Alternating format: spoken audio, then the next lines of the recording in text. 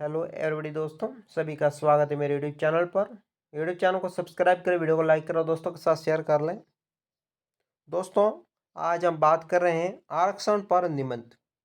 तो आरक्षण पर निबंध किस प्रकार का है, तो आरक्षण पर निबंध को करते हैं शुरू। इससे पहले अभी तक आपने मेरे यूट्यूब चैनल सब्सक्राइब नहीं किया तो कर लीजिएगा। आरक्षण शब्द और उसका अर्थ यद्यपि नया और अपरिचित नहीं है, तो भी पिछले कुछ वर्षों से इसको लेकर समाज में जो बवाल मच रहा है, उससे तो ऐसा लगता है जैसा ये कोई नया और महत्वपूर्ण शब्द है। आरक्षण का सामान्य अर्थ अपने या किसी के लिए स्थान सुरक्षित करना या कराना। संविधान में इसका अभिप्राय है कि जो लोग सदियों से दलित या पीड़ित जीवन व्यक्ति कर रहे हैं, समाज के विभिन्न क्षेत्रों में उनके लिए स्थान को सुरक्षित रखने में प्रगति और विकास के अवसर प्रदान कराना। परंतु आजकल आरक्षण शब्द का व्यवहारिक और राजनीतिक अर्थ लिया जा रहा है। केवल पिछड़ों के नाम पर राजनीतिक खेल खेल कर अथवा दुकानदारी करके सत्ता की कुर्सी हथियाना, इसके लिए उन्हें चाहे जातिवाद, विमंश एवं वर्ग संघर्ष आदि अनैतिक कार्यों का सहारा ही क्यों न लेना पड़े। प्रारंभ में तो आरक्षण शब्द का प्रयोग केवल रेलों बसों में यात्रा करने के लिए एडवांस बुकिंग के लिए करते थे, परंतु भारत में स्वतंत्रता के पश्चात जीवन क्षेत्रों में कुछ संभागों में अनुसूचित जनजाति, अनुसूचित जाति आदि के लिए कुछ स्थान आरक्षित रखे जाने लगे हैं। फिर कांग्रेस को एक का एक उभर कर सामने आई पीढ़ी को सत्ता भोगने का स्वाद कुछ ऐसा पड़ा कि चुनावों के समय वोट पाने के लिए उन्होंने इसका सहारा लेना प्रारंभ कर दिया। इस आरक्षण की स्थिति प्रदान करने के लिए यद्यपि कांग्रेस ने मंडल में कमीशन बैठा तो दिया, परंतु इसकी फाइल को खोलने का साहस नहीं किया कर पाए या कर सके।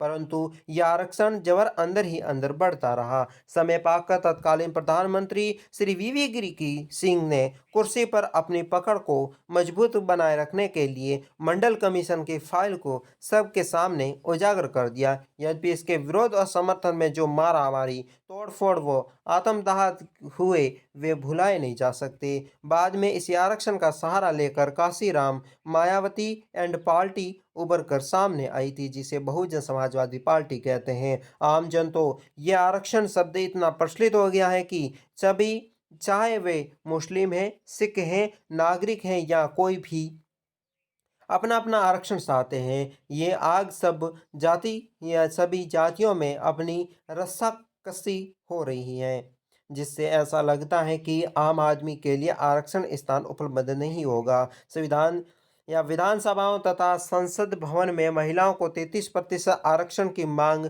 अभी भी जीवित है। इस समस्या के समाधान पर विचार करने में इसका सबसे उत्तम उपाय लगाया जा रहा है कि आरक्षण शब्द के स्थान पर भारतीय शब्द रखकर आपको एक छत के नीचे खड़ा कर दिया जाए तथा वे अपने योग्यता के आधार पर आगे आए। ऐसा करने पर ही देश पर और हम सभी का कल्याण हो सकता है अथवा नहीं। राजनीतिक क्षेत्र में आरक्षण, आधुनिक युग में राजनीतिक क्षेत्र में भी आरक्षण की नीति को एक राजनीतिक अस्त्र के रूप में प्रयोग किया जा रहा है। हमारे देश में जातीयता के आधार पर चुनाव जीते जाते हैं, फलस्वरूप जातीयता के विष निरंतर तथा बढ़ता जा रहा है। समाज के सभी लोगों के हित में दृष्टिगत रखते हुए सरकार को अपनी दुराग्रही दृष्टिकोण का त्याग करना चाहिए और सभी को उन्नति और विकास के समान रूप से सहयोग देना चाहिए। आरक्षण के क्या है परिणाम? आरक्षण के द्वारा जातिवाद को प्रोत्साहन मिल रहा है।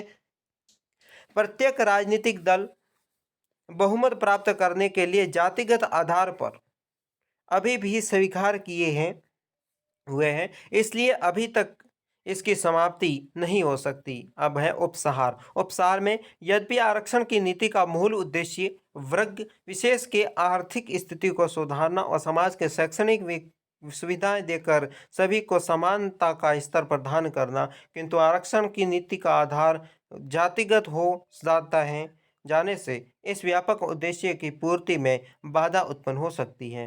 तो दोस्तों, आरक्षण पर आज का निबंध समाप्त किया जाता है। चैनल को सब्सक्राइब करें, वीडियो को लाइक करें, दोस्तों के साथ शेयर करें।